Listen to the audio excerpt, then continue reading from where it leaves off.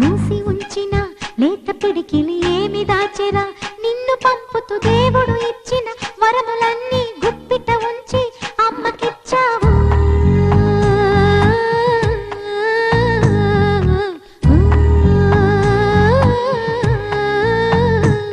Gopala బాలుడమ్మ